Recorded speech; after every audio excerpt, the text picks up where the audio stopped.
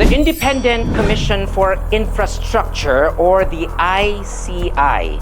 Ito ang komisyon na nilikha para imbestigahan ang di umano'y bilyon-bilyong piso na anomalya sa flood control at infrastructure projects sa ating bansa.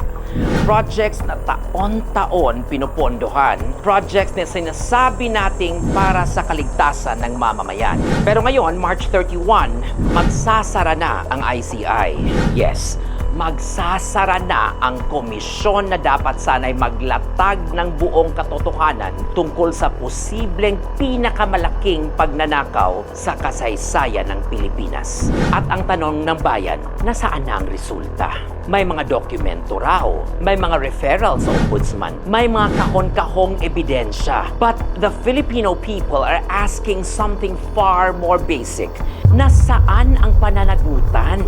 Because while the investigation slows down, while the public conversation gets diverted to public noise and impeachment debates, ang sinasabing mastermind ng pinakamalaking heist sa kasaysayan ng bansa ay tila hindi man lang nababahala, hindi man lang pinagpapawisan.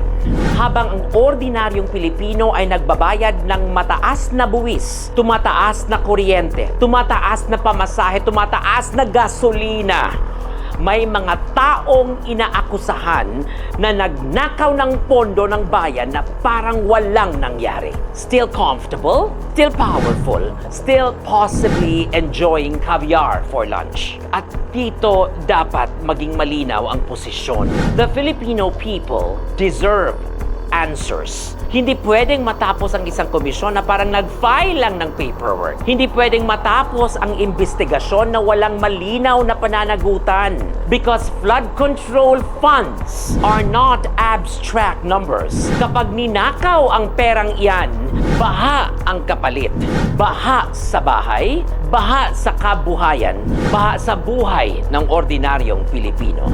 So as the ICI prepares to close its doors, the country must ask, was this investigation meant to expose the truth or merely to buy time until the public forgets? Because the Filipino people are watching, and the question will remain, who stole the money? At higit sa lahat, kailan sila mananagot? Another day, another regal POV.